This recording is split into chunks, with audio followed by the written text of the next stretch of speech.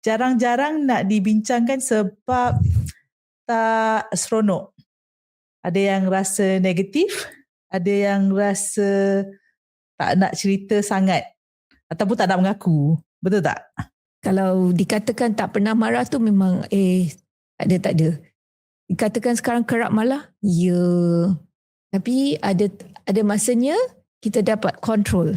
It's important that kami tahu sebenarnya emosi ni is either it becomes a response, it is actually something learned. Yeah. So I think we need to be very cautious about the words because that's also going to help us manage our guilt.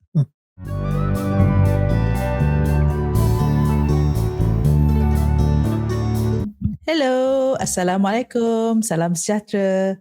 Selamat kembali ke Kita Family Podcast. Kita Family Podcast, kita meraihkan neurodiversity kerana setiap minda unik, setiap cerita bermakna dan setiap keluarga ada kisahnya. Hari ini, rakaman episod ke-101. Saya, Lily, merakamkan dari Kota Kinabalu dan di studio kita di Kuala Lumpur ada Anit. Hello. Ada SK. Apa khabar? Dan adik bongsu kami, Desiree. Hai, salam sejahtera. So dah 100 episod, ni 101. Selalu ingat tak bila kita berada di universiti dulu, kalau subjek tu, subjek something 101, apa maksud dia? Subject code 101, that means it's basics kan? Yes. 101. Yes, 101. Information, basic information. Ya, betul. So hari ni kita nak bincangkan satu topik yang boleh dikira basic tapi jarang-jarang nak dibincangkan sebab tak seronok. Ada yang rasa negatif, ada yang rasa tak nak cerita sangat ataupun tak nak mengaku. Betul tak? Betul. Topiknya? Topiknya adalah satu emosi yang ramai beranggapan ada satu yang negatif, iaitu emosi marah. Dan dalam konteks perbincangan kita hari ini, kita bercakap tentang emosi marah oleh ibu atau bapa terhadap anak neurodivergent. So, kita nak mulakan perbincangan ini dengan Anit. Anit, pernah tak rasa hilang kawalan, hilang kesabaran dan marah? Oh, ada banyak kali. Sebab saya pun bukan manusia yang sempurna kan. So banyak kalilah di tempat kerja pun ada, semasa di mahkamah pun ada, semasa di rumah pun ada banyak kali. Dan kadang-kadang bila terlalu banyak emosi cross each other, so dia ada macam short circuit kan. So masa tu ada satu spark yang tercetus dalam kepala and then kita akan cepat marah. And sekarang pun dalam keadaan perimenopausal ni, memang lebih sukar untuk saya mengawal perasaan marah. Sebab daripada dulu dikatakan bersabar tu, sekarangnya tahap kesabaran dia memang terlalu sikit lah. Kadang-kadang kena makan something yang manis juga untuk mengawal perasaan ataupun induce my happy hormone so that it balances that feeling of nak marah ataupun cepat marah. Ini menjadikan saya put on weight lah. Jadi Comfort eating. Craving for sugar. Ya. So kalau dikatakan tak pernah marah tu memang tak ada. Dikatakan sekarang kerap marah, ya. Tapi ada masanya kita dapat control. Tapi bila kita kontrol tu, apakah mekanisme untuk kontrol, dan tahap yang kita kontrol tu berbeza. So Desiree, soalan untuk you kan, sebelum menjadi seorang ibu dan sekarang telah menjadi ibu, kan selalu rasa mungkin kita kan masa kita muda sebagai seorang anak, tak bestnya dimarahi. Tapi bila dah jadi ibu ni, apa pandangan Desiree tentang memarahi anak? It's necessary, sangat diperlukan. Saya setuju. Betul kan? No, tapi sejujurnya saya ni kan personality saya sebelum ada seorang anak, I was even more short-tempered sebenarnya. Memang very short fuse, dan sebab saya pun bekerja sebelum saya masuk bidang pendidikan, bekerja dalam bidang communication, PR and communication, very fast pace. So memang the fuse is shorter lah. Kan? Dan sambil itu bukan saja saya yang cepat marah, tetapi saya bekerja dengan ramai orang yang lebih cepat marah daripada saya. So I've always have had very long exposure to different forms of anger and expressions of anger. Tetapi bila dah ada anak, saya rasa macam oleh kerana Hans neurodivergent dan autistic, dan bila saya pergi belajar tentang teknik-teknik dan cara-cara, it had to calm me down significantly. So saya rasa kalau berjumpa dengan kawan-kawan saya yang masih bekerja lagi, mereka pun until now, kawan yang saya bekerja maybe 10 tahun, 15 tahun sebelum ni kan, the first thing they say, wow, how do you do it? Kan? Sebab as a manager, I was very short fused. Very short fused. Tapi the way I express my anger bukan tengking-menengking or whatever. If it comes to that point, means dah breach lah. Breach. But I would have very sharp responses, very firm responses. Kan? Like no means no. Like if you miss a deadline, wah, that's it. My exec semua lari jauh kalau miss deadline. Takut nak masuk office, you know. So it was to that extent. But you know, I think I also want to share, if I may, bahawa anger ni sebenarnya adalah satu emosi yang natural. It's there for a purpose kan. So I baru Google as well on my iPad. So why is anger natural kan? So one of it is survival instinct kan. Kita selalu talk about fight and flight. Right? So how do you get the fight response if you anger don't exist kan? Lepas tu boundary setting. Bila kita dah sampai ke tahap yang sangat marah, people around us know, including anak-anak kita, maybe this is a boundary I don't want to cross. Kan? Lagi satu, it says it's an energy source because it provides a surge for adrenaline to give you energy to take action. Kan? And fourthly, it's a universal trait. Virtually all humans and many animals experience at different times. Tetapi di mana kita, I think, need to also have personal boundary is, of course, we are not saying people yang ada anger issues that need to be addressed, please go address them, because when it reaches tahap di mana is violent, there's physical abuse, itu dah tak natural lah. Right? So I just want to add that. So jadi marah itu bukan menjadi satu emosi yang negatif dalam semua keadaan. Betul. Okay, great. So ada keadaan di mana emosi marah itu adalah perlu. Yes. Okay. Agreed.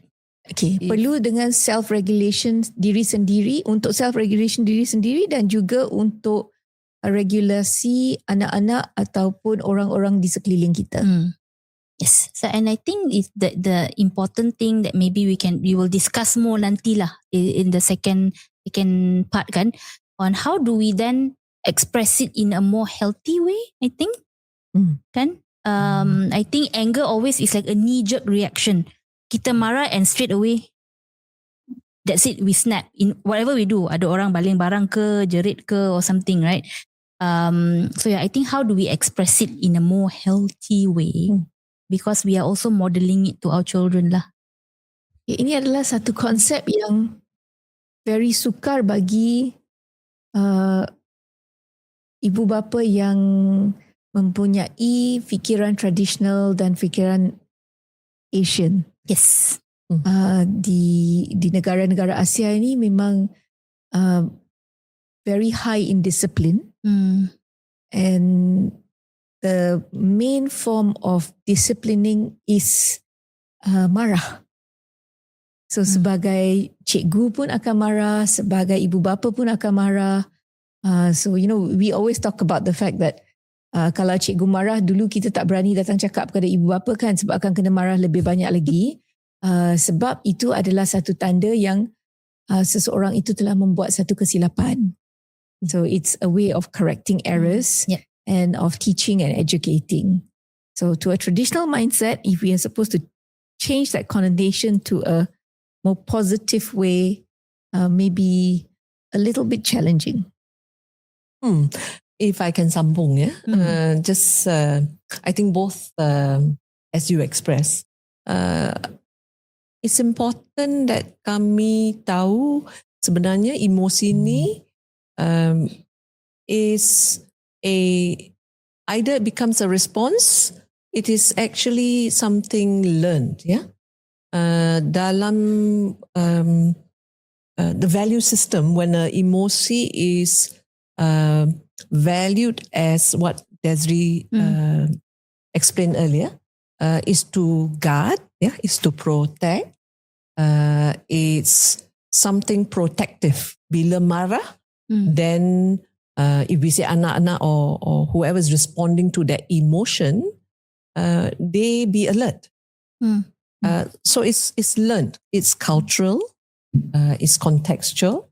I remember dalam the movie Inside Out, it was a very good movie kerana dia mengajar, emosi marah ni bukan tak betul, it is a needed, different emotions are needed, whether you are happy, sad, this is a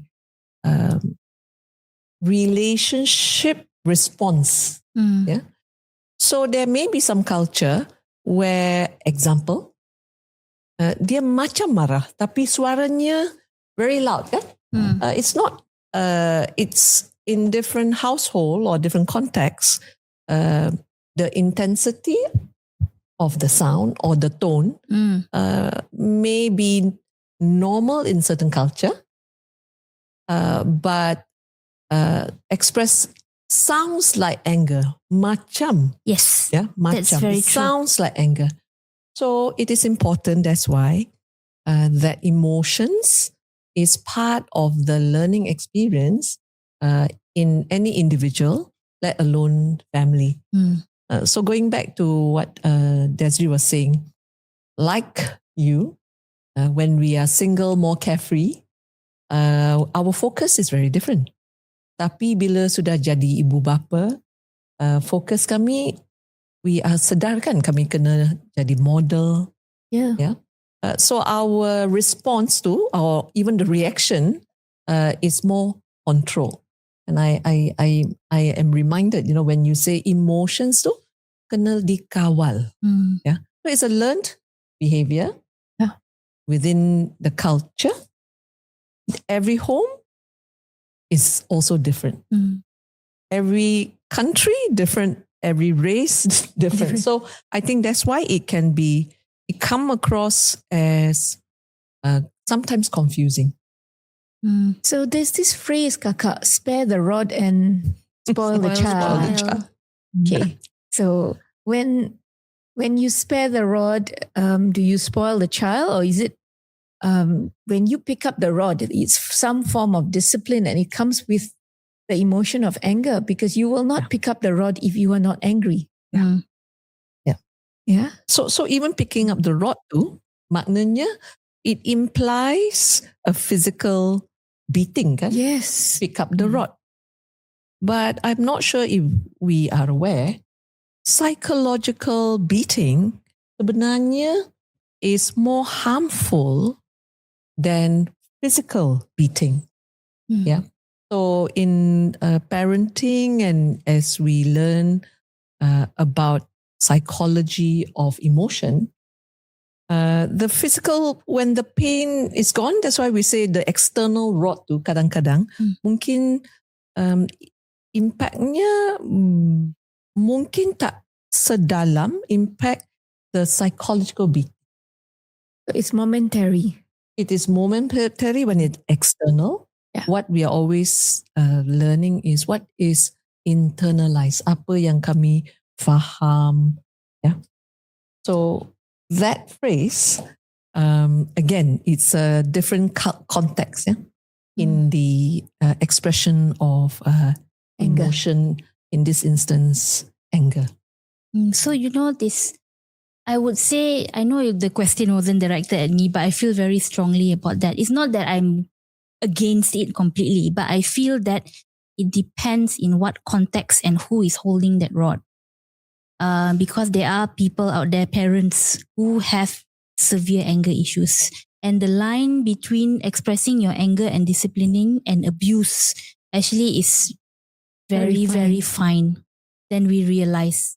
And I've seen it gone too far, and the repercussions are just not nice. So I think we want to say, yes, anger is natural, but if you see it in yourself or you see it in someone that's gone too far, that person needs help fast. Yeah, because it's bordering violence then. Yes. Yeah. And we are very concerned with the level of violence and domestic violence that can occur in households, because studies have shown that they have long-term effects and cause trauma that takes many, many years if it's treated to be overcome. Okay, Didi, Well, back to you. Kita punya discussion tadi bercampur-campur antara emosi marah dan tindakan kita apabila marah. Jadi yang natural itu adalah perasaan marah. Tetapi yang mahu kita kawal sebaik-baiknya adalah tindakan, aksi, action kita, apa yang kita buat apabila kita dalam keadaan marah. Sebab perasaan ni susah kan kita nak kawal. Tapi tangan kita, mulut kita, yang tu yang kita perlu belajar kawal.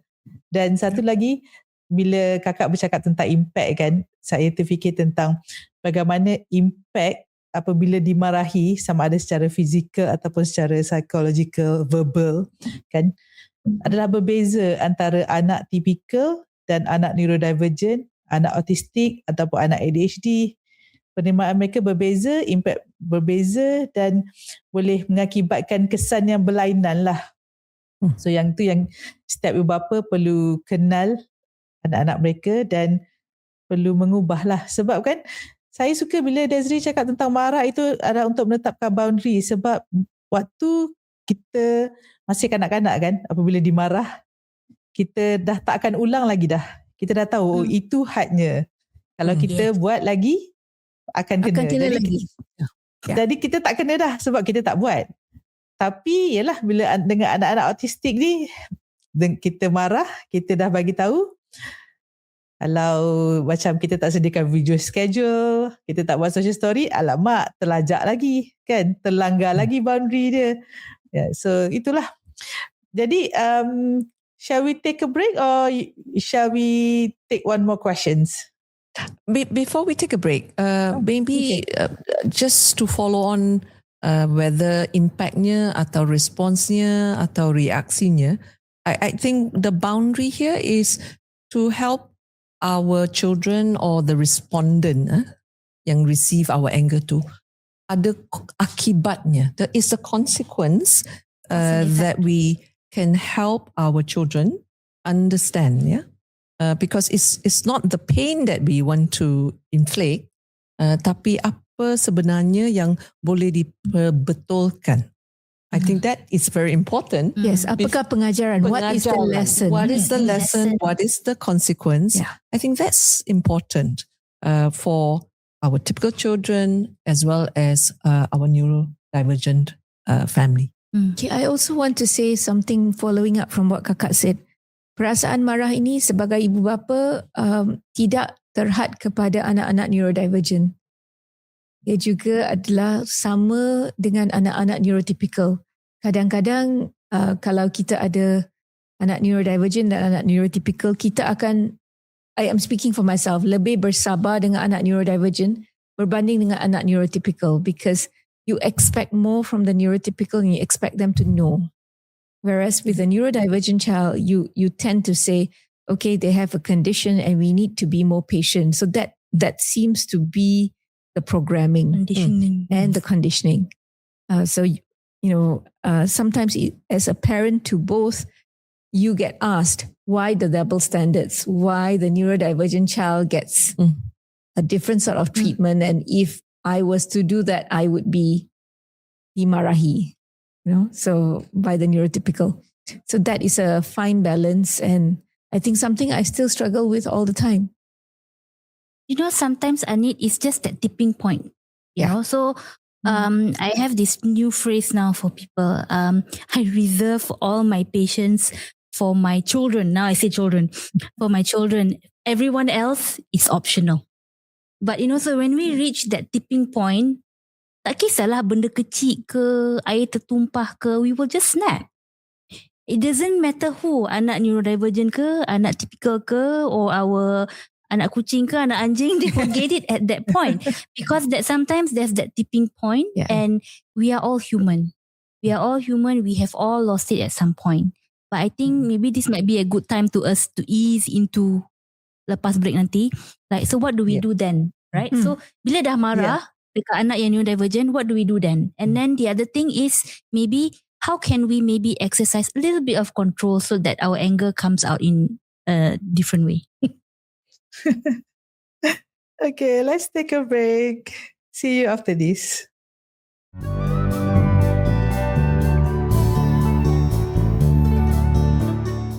Selamat kembali ke episod 101. Hari ini kita bincangkan tentang emosi marah di kalangan ibu bapa anak-anak neurodivergent. Untuk pengetahuan anda semua, kami telah membincangkan pelbagai topik yang berkaitan dengan emosi marah ataupun boleh menyumbang kepada perasaan marah kepada ibu bapa, kerana selalunya marah ini bukan hanya kerana apa yang berlaku pada satu ketika itu, tetapi boleh disumbangkan oleh faktor-faktor lain. Contohnya, kami ada bincangkan tentang burnout dalam episod 19, Riding the Storm mengenai cabaran-cabaran yang dihadapi oleh ibu bapa dalam episod ke-24, Navigating Grief, Supporting Mental Health, episod 59, dan juga Caregiver Anxiety, episod ke-67. Jadi bolehlah anda klik pada episod-episod ini untuk mendengar perbincangan yang lebih lanjut yang pasti membuka minda kita semua tentang apa yang kita boleh bantu diri kita supaya kita menjadi ibu bapa yang lebih baik dan tenanglah dalam menghadapi day-to-day challenges kan. So hari ini untuk bahagian kedua kita mulakan dengan kakak. Saya mahu kakak explain sedikit tentang apa yang berlaku selepas seorang ibu atau bapa itu marah. Sebab dia bukan terhenti kan bila kita marah and then that's it, terus boleh positif balik. Jadi apa yang berlaku apabila seseorang itu marah? Jadi I will share my personal emosi, tapi sebelum tu adalah kajian ya. The kajian yang ini kajian mengenai disiplin ibu bapa tu, up to 66%, 66% ibu bapa yang menjerit ya masa mengajar anak-anak dia. In that context, let me Saya share. juga mengaku. And in that kajian kakak, it says 66% yang mengakui. Ya, saya mengaku. So Anit termasuk 66% tu. Saya pun lah. Saya pun termasuk. Yes. So Saya tak termasuk sebab tak nak mengaku, tapi sebenarnya Kita kena belajar tips-tips dari Didi. so sebenarnya bukan, maksudnya tak mengaku sebab tak nak mengaku lah, tapi tidak semestinya tidak terjadi. Jadi sebenarnya mungkin ramai lagi lah, lebih daripada 66% sebenarnya. So terbalik kepada soalan ya bila kami buka segmen ni. So rasa saya selepas marah, banyak kali menyesal. Oh ya. Menyesal. I'm not sure I should use rasa segan or rasa malu. Malu ya. is the shame It's spiral shame, kan? yeah. And often the guilt, rasa bersalah tu becomes a bit of a self-critique lah. And clouds the entire situation. that question, mengapa tadi marah sangat? Because Didi, as we say, we are so aware and berulang all the time that we have to regulate ourselves so that we can regulate or co-regulate dengan anak-anak kami. Tapi sebenarnya emosinya susah dikawal. So selepas tu adalah akibat. And earlier when we closed the episode earlier, we need to I feel we need to recognize lah. I believe that we need to be authentic, although we have all this what appear to be negative kesannya, but it is important. It is important that we allow our expression of our emotion to be seen by our closest. And biasanya is the closest who will have the benefit of seeing our authentic self. Ya, saya juga pernah tahap marah semasa mengajar, especially Nirav, dan saya tidak sedar berapa banyak saya marah sehingga dia kata, brain wake up, brain help me. So dia juga turut frustrated dan frustration dia telah pun di-verbalize oleh dia sendiri sampai saya sedar like, okay, dia sedang bercuba sedaya upaya dan kemarahan saya tidak menolong situasi itu. So, ia juga menjadi satu cabaran. Tetapi ada juga kalinya lepas marah, they get it. And they get it because ada marah. So, bukannya boleh kata kesemua masa yang kita marah itu tidak berbaloi. Ada juga masa-masa ia ada membawa satu impact yang positif. Terutamanya kalau kita marah atau frustrated untuk menghalang seseorang itu daripada membuat sesuatu benda yang berbahaya. Dan dia akan tiba-tiba sedar dan okay, ini berbahaya. Dan ada kalanya mereka kata, thank you for that alert. Thank you for being angry because I realized. Tapi kebanyakan masanya mereka juga marah sebab tidak dapat mencapai apa yang mereka perlu capai, yang kita expect dia orang untuk capai. Ini adalah when parents become teachers. That's why parents should avoid teaching their children. So sebagai seorang guru, cikgu yang pernah mengajar dan kadang-kadang masih mengajar anak pelajar-pelajar, sebenarnya saya rasa sangat mencabar untuk mengajar Hans sendiri. Tahap kesabaran saya memang tiada. Sekiranya Hans, dalam semua situasi lain saya boleh bersabar dengan Hans. Tapi bab mengajar ni, I don't know why, I can't explain it. Maybe is it because it's like part of my profession. And in my professional work and my professional field, I've always been very firm. So even with my students yang neurodivergent ke, yang neurotypical ke, saya boleh sangat bersabar dengan mereka. Tapi dalam situasi bersama Hans, kesabaran tu akan mengurang. So that's something I cannot explain as a teacher. Is it because your expectation is higher for your own child? But I know that, I know people always say that. But I know that is maybe, I don't know, maybe I'm not admitting it to myself. Tapi, I don't know, maybe because teaching is something I feel brings me joy. So when Hans and I want to share that joy with my child, right?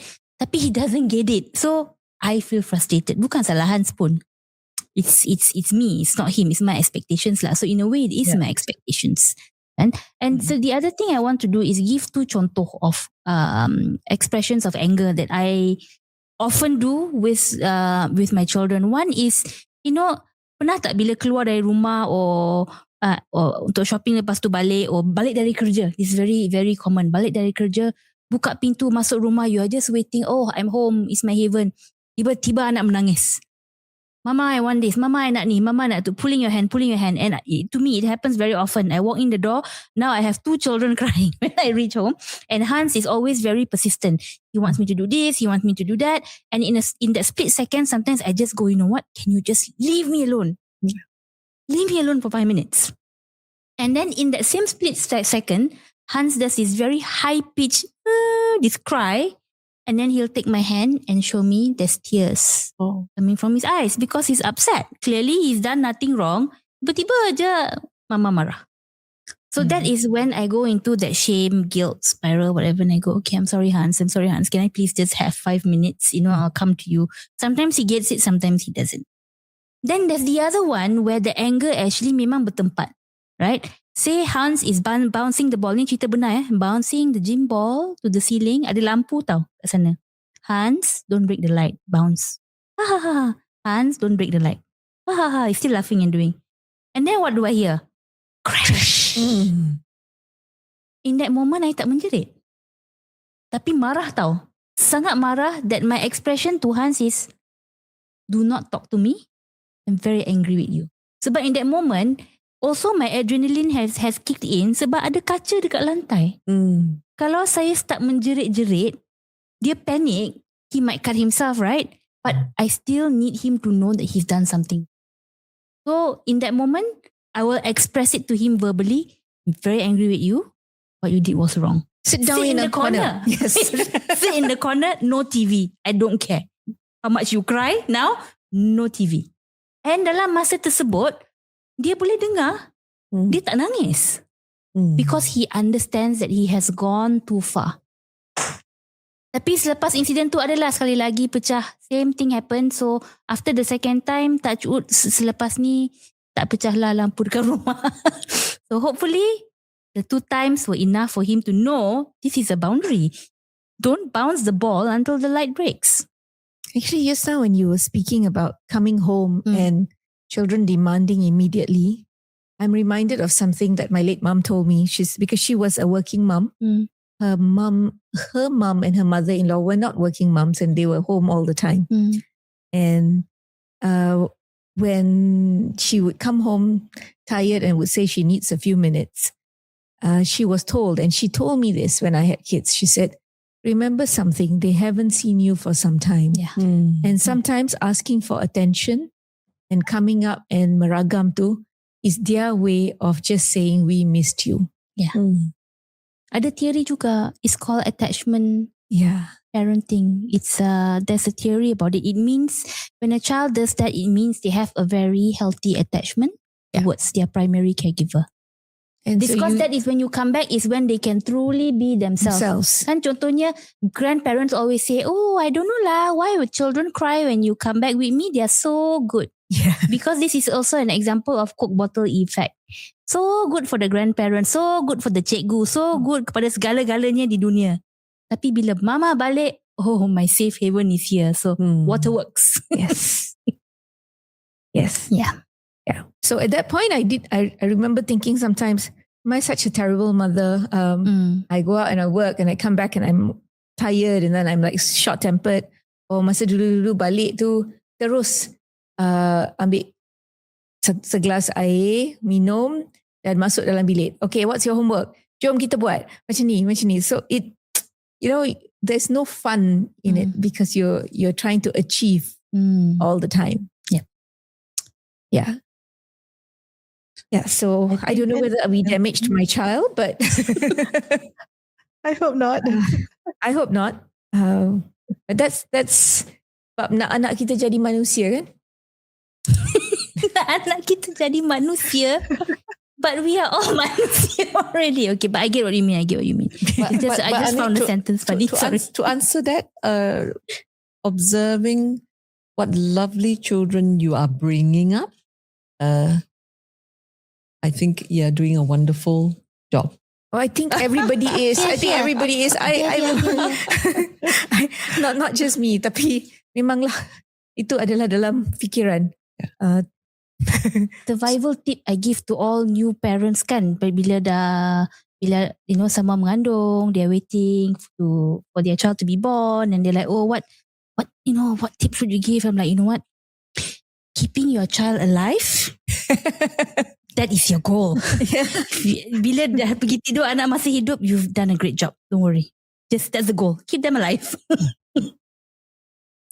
So what can we do ya Didi? Okay, Didi kurang sangat bagi idea hari ini. Dia lebih tanya soalan. Sekarang kita nak dengar suara Didi. So Didi, what helps before you reach a breaking point? What are the strategies? Kalau dalam satu situasi, kalau ketika itu selalu berlaku, selalunya I will take time lah, pause sebelum react. Selalunya kalau benda-benda yang bukan dalam keadaan bahaya, contoh bila ada guru bagi feedback tentang anak, rasa nak marah tapi okay, calm down, you're lucky you're not in front of mama now.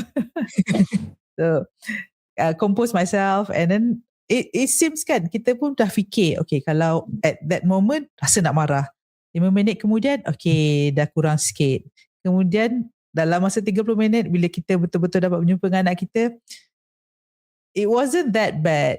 Kita dah lebih rasional, cara kita bercakap, cara kita menggunakan perkataan-perkataan pun lebih baik, tak ada tinggi suara. So sebenarnya apa yang kita rasa pada satu ketika tu bukanlah sesuatu yang permanent. Dia kadang-kadang heat of the moment. Dan ada masa juga caught off guard. You tak ready. Kita tengah dalam, contoh tengah berehat ataupun tengah dalam, selalu kan kita, bukan hanya anak-anak je ada masalah transition, kita pun ada masalah transition. We are doing something tapi anak datang dengan satu benda yang macam not now. Itu yang membuatkan kita marah lah. Tapi benda-benda yang kita boleh lakukan sebelum sampai ke breaking point tu, first we have to recognize lah, kenapa saya rasa mudah marah, kenapa sekarang ni kurang sabar lah. Dan selalunya kan perasaan ni bukan sekadar marah kepada anak, marah kepada seseorang. Ada ketikanya bunyi kipas pun rasa rimas. Macam kuat sangatlah bunyi kipas ni. Panaslah bilik ni. So pada sensori tu, itu telah menunjukkan bahawa sesuatu tidak kenalah pada diri kita yang kita perlu lakukan sesuatu. We need to do something untuk reset badan kita. Buatlah, pergi solat ke, mandi ke, ambil wuduk ke, calling someone, your friend ke, text Desiree ke, Desiree apa dia? I selalu macam tu lah kan, Desiree kan. Yeah. Bila rasa macam something is not right and kita nak luahkan. Dan kadang-kadang kita rasa rimas tu kalau dengan anak-anak kan, ada masanya anak-anak ni memang sukalah kan, kalau anak sekarang pun masih suka untuk dipeluk, nak duduk dekat-dekat. Tapi ada masa mama ni rasa rimas macam apa ni dekat-dekat, sibuklah mama nak tengok K-drama ni, awak ni pergilah jauh-jauh. So itu menunjukkan kita punya tahap kesabaran menurun dan sebenarnya tunggu masa je untuk marah. It's like something tipping point dah kan, dekat atas sudah. Satu lagi benda jadi, mama dah melenting. So itu yang awareness of diri itu penting, bukan kita keep count of berapa kali kita marah je. So kita keep tab of our stress level lah, kan? Dan yang ni contoh-contoh, contoh. I'm just laughing sebab teringat kita punya perbincangan sebelum kita mulakan recording tadi. Okay. Satu, I like this. Ada satu yang kita sedang usahakan untuk pendengar, penonton kita, iaitu kumpulan sokongan. Support group. So tak sama kan kalau menonton ni, this is one way. Kami bercerita, kita menerangkan apa yang kita pernah lalui, apa yang kita tahu. Tapi insyaAllah kalau dalam support group tu sendiri, anda semua pun boleh berkongsi apa yang anda rasa dan kita sama-samalah boleh validatekan perasaan. Sebab kita pun tak tahu sebenarnya, mungkin ada perkara yang bila kita kongsi tu, orang lain akan faham dan melihatnya daripada perspektif berbeza, dan ia mungkin sebenarnya disebabkan oleh perkara-perkara yang sama ada kita boleh ubah ataupun kita perlu tangani sebelum dia menjadi lebih berbahaya lah. Dan strategi yang lain kalau you guys boleh kongsi juga? I want to share again kan, I may have mentioned dalam episod yang lalu, having somebody else to recognize signal yang you marah. I remember Joshua is my signal. I say to Joshua, tolong if you see mama macam nak naik marah, you be my alert system. Your alarm clock. My alarm clock. That's nice. And I think kesedarannya not only just by ourselves, by our peers, our family, dia boleh cam lah apa signal kerana dalam setiap hari tekanan kami pun tak sama, kadang-kadang bebannya terlalu banyak, and sometimes we can't recognize it. So aside from the group sokongan, people close to you, your kawan, your family, and I want to say thank you lah, Joshua. You become my emotionally alert. Also, I think it's important to be aware of our own triggers, like what Kakak said, that you have Joshua to remind you. In my case, what I started doing recently, a bit more bravely with my own mother actually.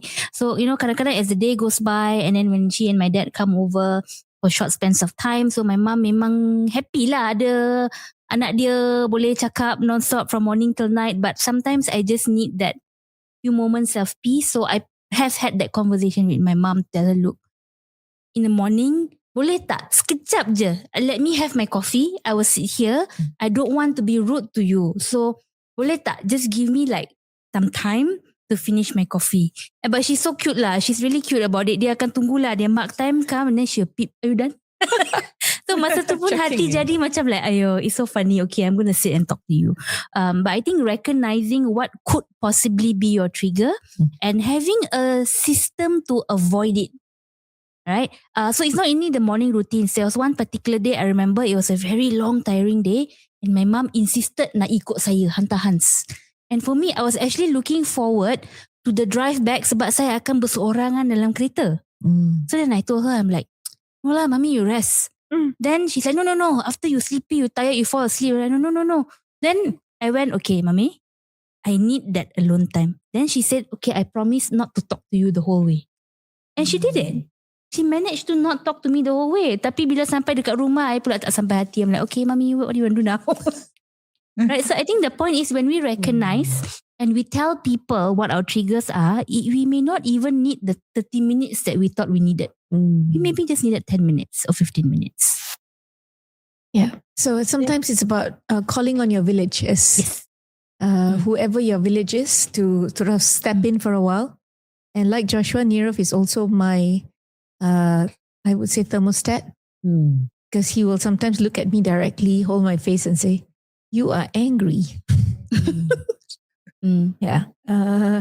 And if he has done something wrong, then he doesn't do that, because I think that was a self-realization, because from the age of 13, we started reflecting as to why is mommy angry, and did you do anything wrong to make mommy angry? Or sometimes the brother would say, I think mommy's having a bad day. And then that makes you feel extra guilty because the kids send something that sepatutnya kita patut tak bawa balik ke rumah lah. Yeah. So these are all strategies. And if someone can tell you, why don't you just go have a cup of tea? It helps. Yeah, or if someone makes you a cup of tea. I think when I was younger, my frustration used to go out on cleaning. I would go into a spring cleaning mode. Yeah. And it's loud music, rock music, like really loud. So if my mom heard music from inside my room behind a closed door, she would know lah. Oh, that's Nirav's mechanism. Yeah. Of self-regulating, loud music. And moving. Actually, movement's really good. Kan Didi? Kalau kita bergerak. Yeah, even walking, just walking, nothing like rushing ke like big movement. Walking pun boleh turunkan your stress level. Apatah lagi dancing to the music that you like, kan?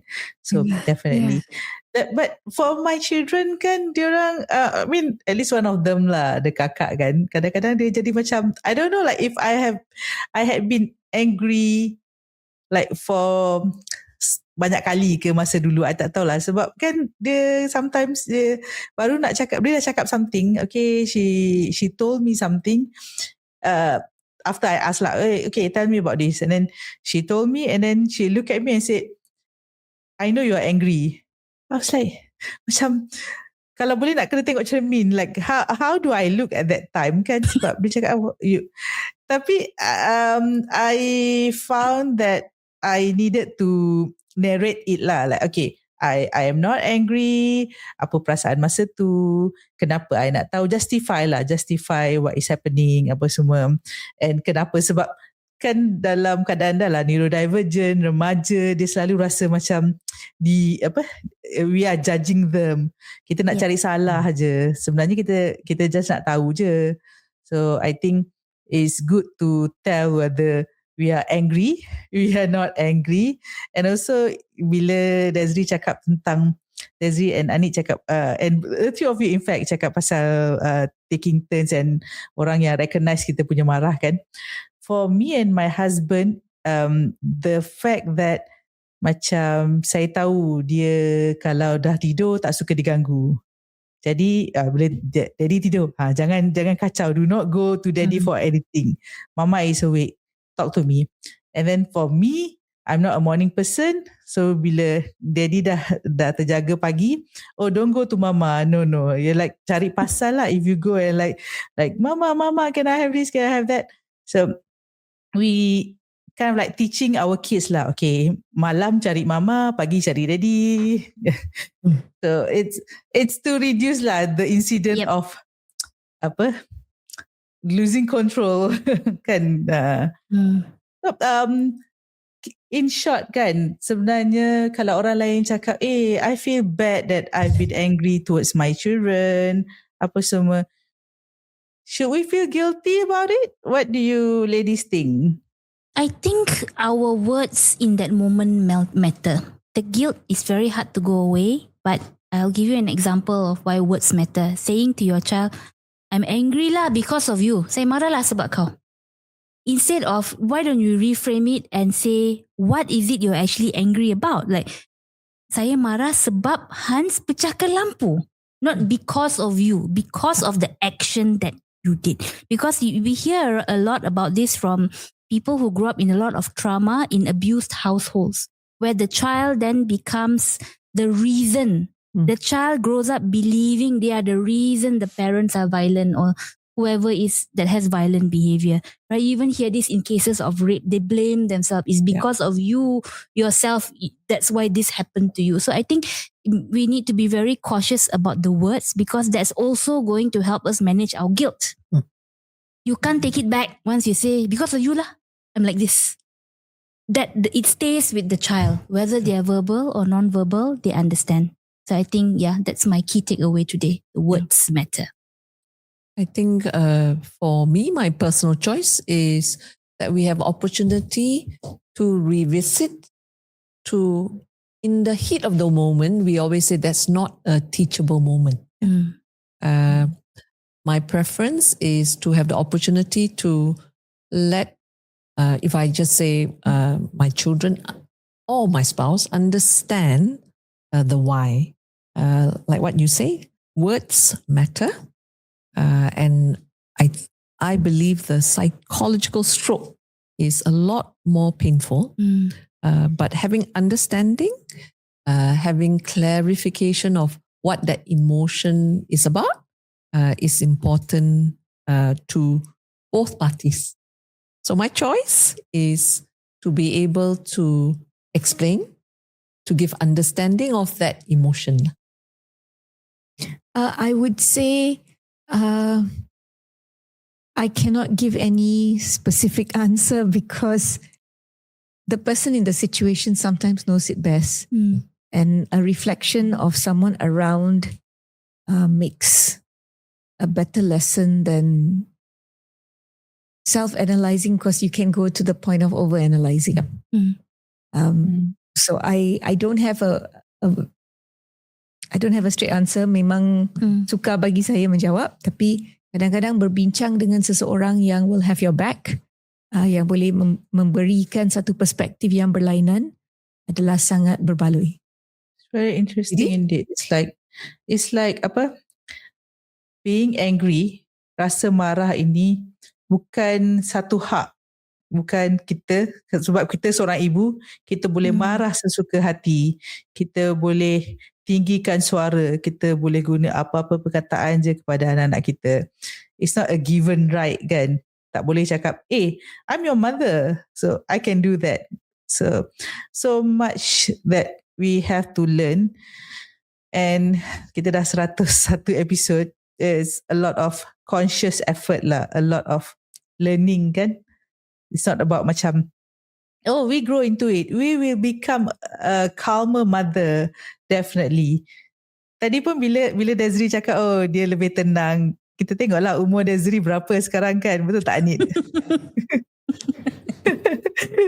So we'll see in a few years whether she is still as calm as she is now as we go through, pre-menopause, menopause and so on. So it's... Thank you, Didi. Looking forward.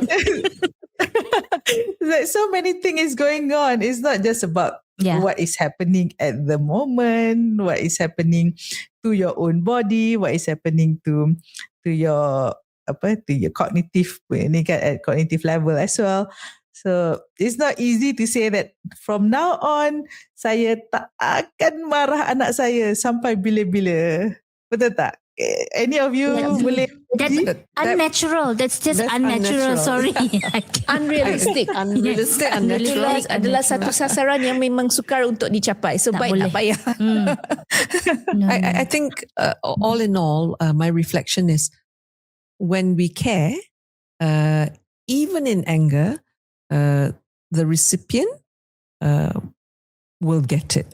Yeah, there's an instinct somehow that care, love, can receive anger in correction with the right boundaries lah.